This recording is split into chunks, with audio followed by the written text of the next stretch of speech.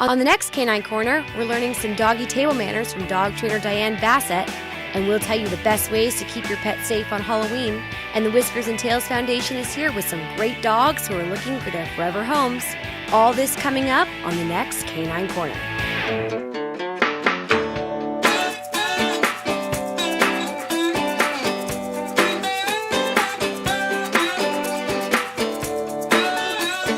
Hi there, I'm Riannon Trutanich, your host for Canine Corner, the show that your dog will give 2 paws up. Now I have a very special co-host with me today, my dog, Popeye Trutanich. It's October, which means Halloween is almost here. We'll be talking pet safety and fun for the spooky holiday later in the show, and dog trainer Diane Bassett will be teaching us some doggy table manners. But first, the Whiskers and Tails Foundation is here with some great dogs who are looking for their forever homes. Whiskers and Tails Foundation was founded in 2005 in Torrance, in South Torrance, and it was because there were just so many animals that needed homes and placement and rescue. We rescue cats and dogs. We try to do intervention before animals end up at the shelters. We also assist seniors and no-income, low-income people that maybe lost their jobs or lost their homes. We try to keep the animals with the owners because sometimes that's all they have. KYOTO is a Queensland Heeler. He is about 6 to 7 months old, a very busy boy, and he loves playing in the water. We have a little swimming pool for him that he just loves to romp and play in. He loves fetching the ball. He is a jumper, so we're working on getting that under control. He's a very quick learner and would do well with a family with or without children. He was an owner surrender. The family that he came from had a dog. They went and got another dog without getting the landlord's permission. And the landlord, 4 months later, noticed they had another dog, and unfortunately KYOTO had to be rehomed. But he definitely needs a place to run. And this breed requires a lot of exercise. You can't take him and put him in an apartment and shut the door. It's not gonna work. So this is KYOTO. Yes, he's looking for his forever home. This is ITSY. ITSY is a little white Yorkie Maltese mix, we're thinking. He's 4.5 years old. ITSY weighs about 4 pounds. So he's a tiny little guy, and he does well with other dogs. Once he gets to know them, he's just fine. And his hair is actually about 3 inches long. I have him cut with his little summer do.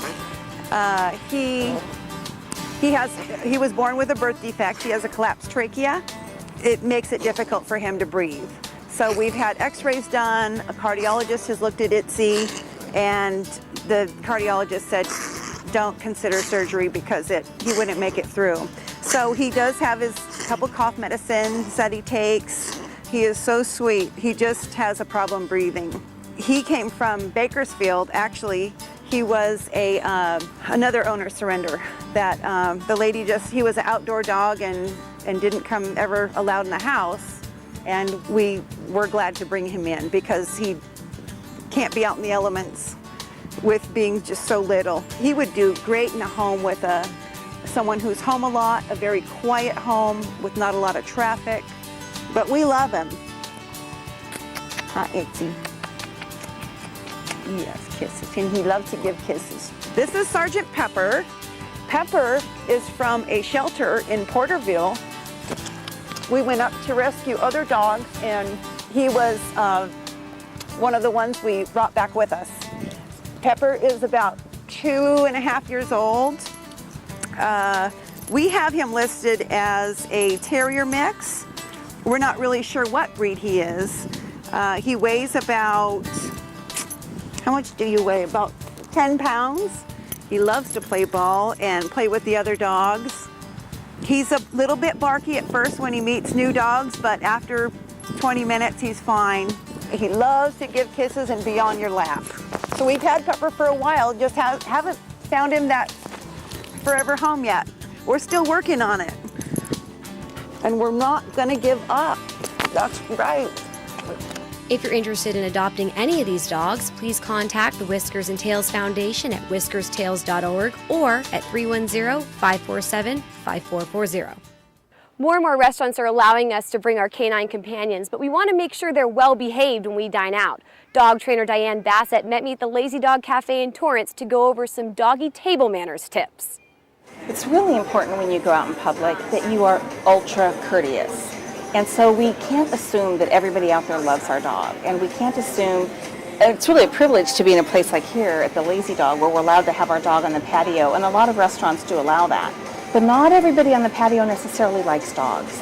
So it's really important that our dog is well-mannered, quiet, laying under the table quietly. Diane is going to go over some of Lazy Dog's rules as well as her own for dining with your dog. The Lazy Dog Cafe invites dogs to come dine on the patio and provides a short list of rules that they need to abide by while they're here. The first thing to know is that when you're out in public in a place like this, you can have no barking, no begging, and no biting, for God's sakes, right? That's really important. But as a dog owner, you need to practice at home before you, just like you wouldn't take a child to a fine dining restaurant without practicing at, places where you can make some mistakes. So when we get a new dog, we start training certain behaviors, including down, stay, leave it, meaning leave the food that's falling on the ground. Aside from practicing at home, Diane says one of the most important things is positioning your dog in the right place. You have to position your dog in a way that the food server is not inconvenienced.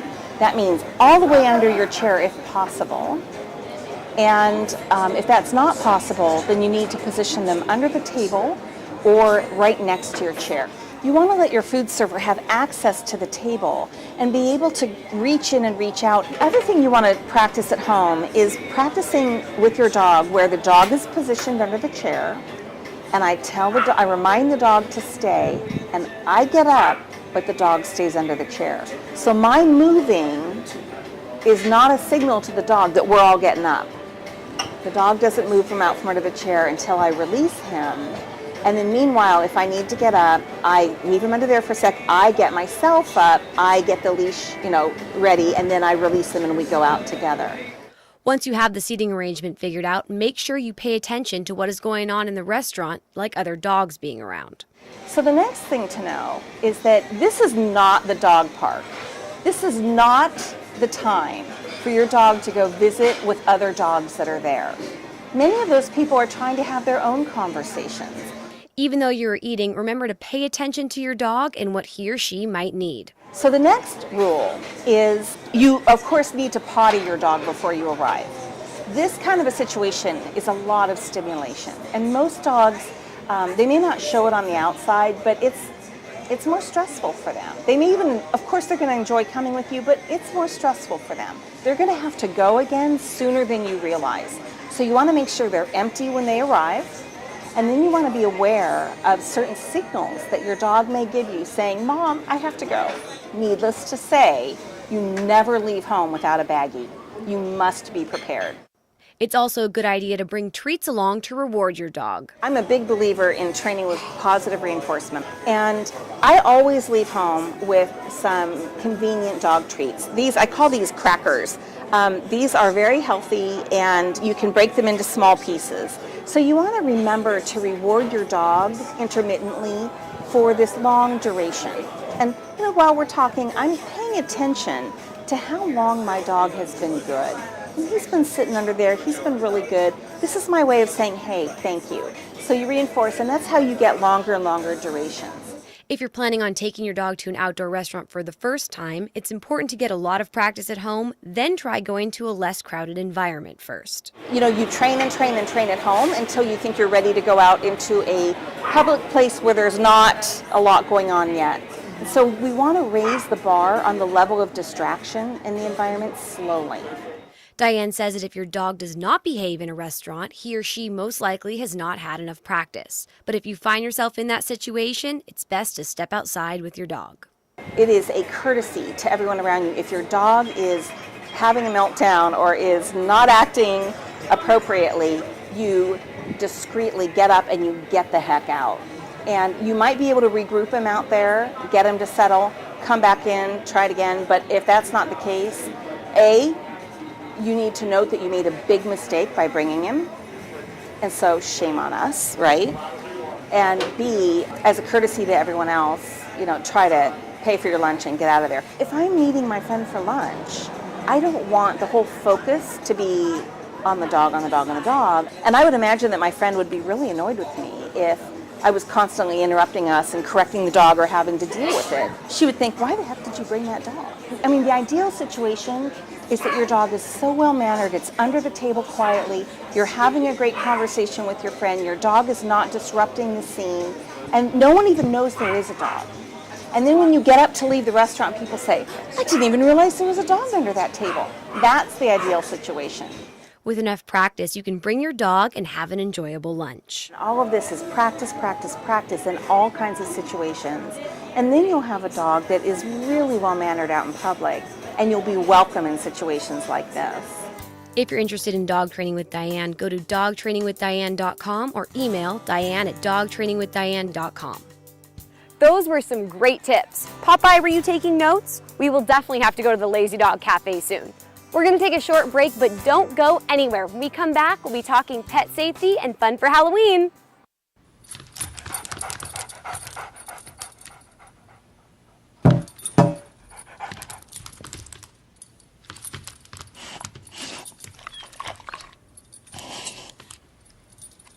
There's a shelter pet who wants to meet you. Meet one today. Visit theshelterpetproject.org. Adopt. You take care of us. Now it's our turn to take care of you. Yeah, yeah. We need ya. You know me, I'm the one who loves treats. And you pet me and you care for me. When you take me for a run, that's so much fun. And I'm sorry if I gave you fleas. And you taught us to roll, to catch and sit. That takes a lot of work, so you better stay fit. So sign up today, enroll. Enroll today. 'Cause we love you and we need you. You know we want you covered. Enroll today. 'Cause we love you like a mother, a brother, a father, sister. Everybody knows that's better when a loved one like you gets covered. Enroll, enroll.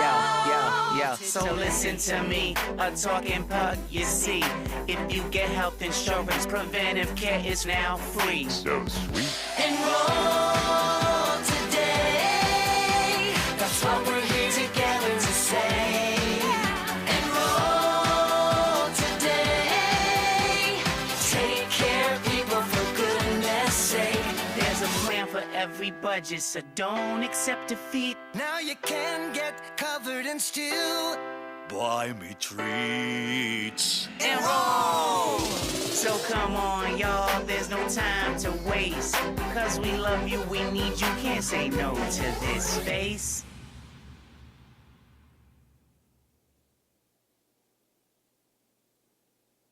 Enroll today.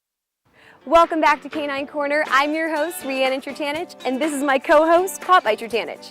Today we're talking all about Halloween, a holiday that Popeye and I love. We stopped by the Torrance Animal Control to find out the best ways to keep your pet safe on Halloween night. What could I do to keep my dog safe on Halloween? Keep them indoors. People are known to take animals or injure animals on Halloween. The best thing to do would be to keep all of your animals indoors and away from the front door, because you're going to be opening and closing the front door constantly. And people are also coming to your front door in scary costumes, which can startle your animals and scare them, and you don't want them anywhere near there. So the best thing to do would be to keep them inside and keep them away from the front door.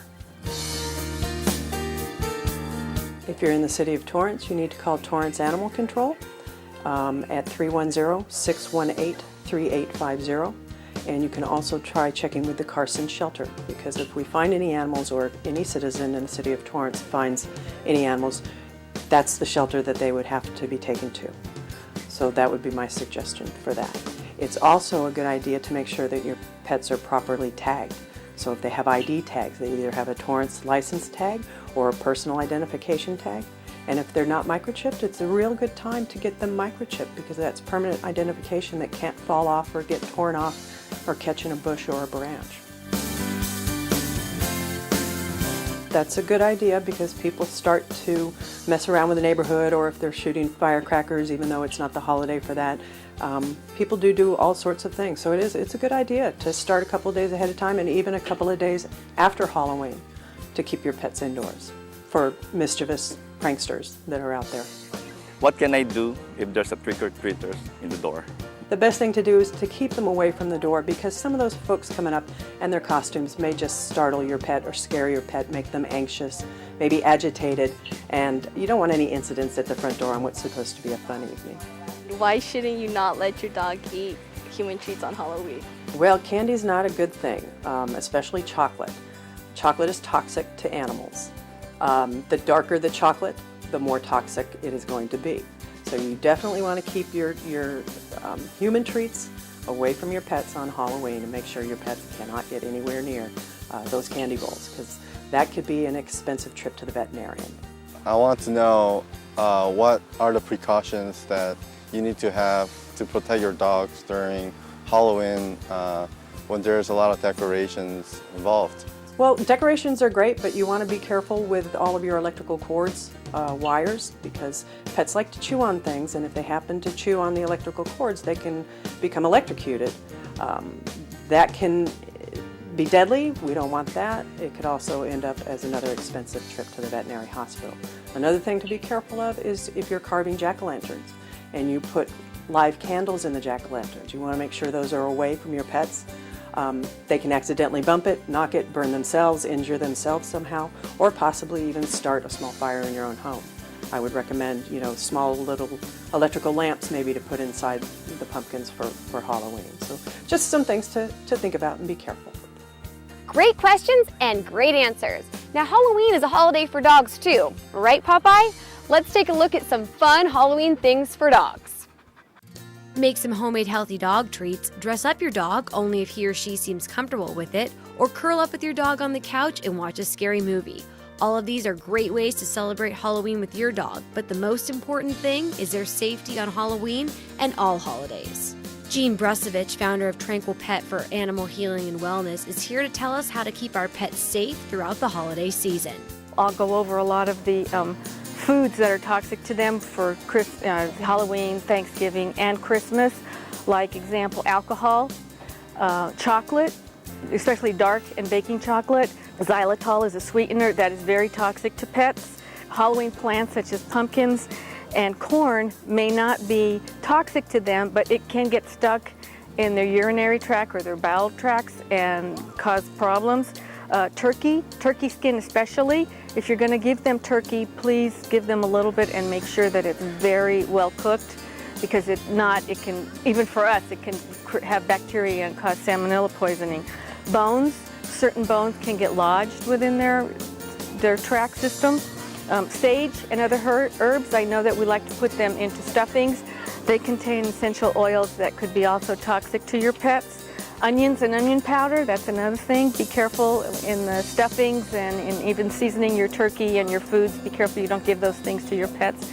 Grapes, raisins, bread dough. If they ingest bread dough as their intestines and their stomach warms up, the dough will rise, and that can cause a blockage, and you could end up having to have surgery. Cake batter, if it contains raw eggs, because they kind of counter surf while you're cooking, On my website, I have a page called All About Pets, and in there I have another page that has healthy pet treats that you can make. So I have some healthy popsicles that you can make your pet. I also have some gluten-free dog treats. There's also some peanut butter treats that you can make. So you can do your own cooking within your own kitchen that are healthy and safe for your pet. If you're going to have your family or friends want to play with the dog, make sure that they don't feed it treats or feed it table scraps. I would again keep a safe place within your home, one of the other bedrooms where you can have like the Animal Planet or Channel 3, Canine Corner watching have them watching that, play some music, just have them in a room and make sure they have some water, and just to try and keep them, a little calmer, because they do get a little hyper with a lot of people coming and going, so you want to try and keep them as calm as possible. I do speaking engagements monthly on the second Saturday of every month at the Remedy Pharm on Hawthorne Boulevard in Torrance from 3 to 4. I have different topics. I do different pet topics every month. This month coming up on Saturday, I'm doing pet safety tips more in depth than what I'm doing here about Halloween, Thanksgiving, and Christmas. If you're interested in contacting Jean, visit TranquilPet.com or email her at jean@TranquilPet.com. Now, if you missed the adoption segment in the beginning of our show, here's your recap. KYOTO is a Queensland Heeler. He's around 6 or 7 months old. He loves swimming and playing fetch. He has a lot of energy and would do well in a home where he has space to run and play. He's great with people and children. Next up is ITSY. ITSY is a Yorkie Maltese mix and is 4.5 years old. ITSY was born with a birth defect and has a collapsed trachea. He's a sweet dog and would do well in a home with someone who's home a lot. He gets along well with other dogs and would do well in a quiet home. And last but not least is Pepper. Pepper's a terrier mix and he's 2.5 years old. Pepper loves to play. He weighs around 10 pounds. He loves to play with other dogs. He can be a little barky at first, but warms up to them after a few minutes. If you're interested in adopting any of these dogs, please contact the Whiskers and Tails Foundation at whiskerstails.org or at 310-547-5440. The Whiskers and Tails Foundation holds adoptions at the PetSmart in South Torrance every Saturday from 11 a.m. to 2 p.m.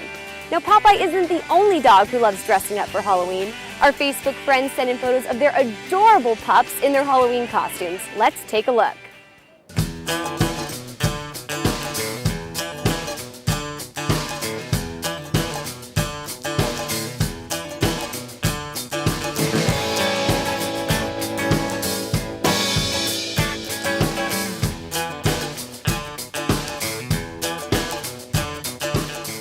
They all look so cute. Thanks to everyone who sent in photos. That's all the time we have today. Thanks for joining us here on Canine Corner. I'm Riannon Trutanich, and this is Popeye Trutanich, and we'll see you next time. Shake, Popeye. Good boy.